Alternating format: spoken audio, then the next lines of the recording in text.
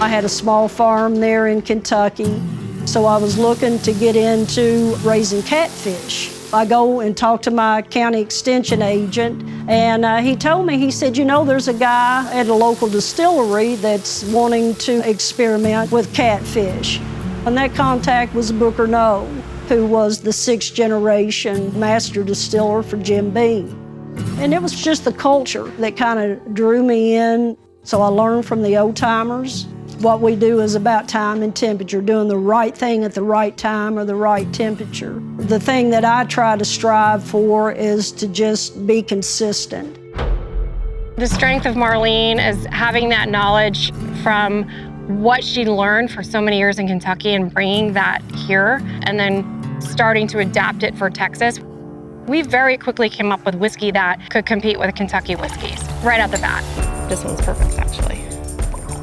We're a little different than a lot of craft distilleries. Instead of just focusing on grain to glass, you know, we kind of embrace everything that's out there that's available to us.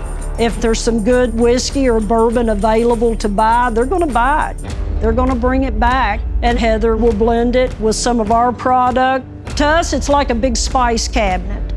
I love working in Hill Country, Texas. There's something magical about this place. It's the air, it's the climate, it's the people that bring it to life. And really the whole thing about Milam & Greene is that we're making something that I think really reflects the best whiskey can be. You want to sample this triple cask I just? Sure.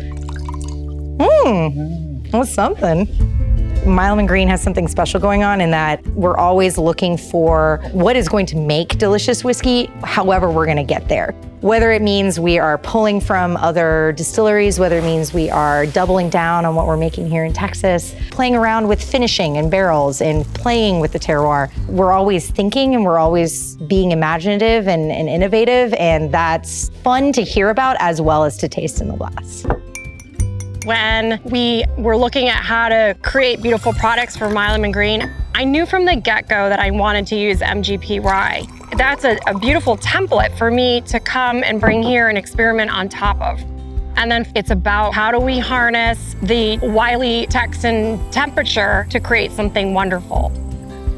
The award-winning port finish rye is something that I think we're really proud of in our portfolio. We brought in port barrels from Portugal. We were really surprised at how quickly the climate infused that port flavor into the rye to create this beautiful chocolate, dark bramble type of finish over that whiskey that was just, it was stunning. So working with MGP has been wonderful for us. As long as we create something really unique with those things, I think that's where we get the magic.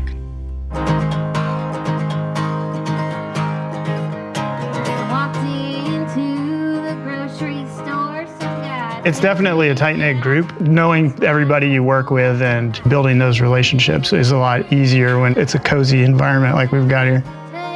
Yes, we're here to make whiskey, but we're also here to get to know each other on a deeper level, and so I feel very seen when I'm here. Welcome home, baby. Thank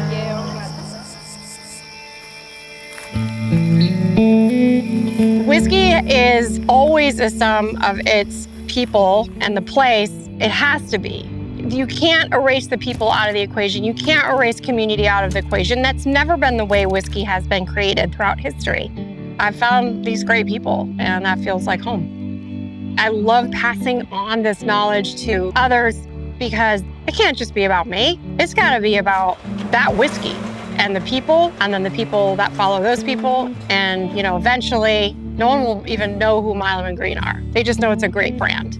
I will be so happy if no one knows who I am, but that brand flies. And that would be a massive dream come true. This is a great American spirit, and this is a great place to do it.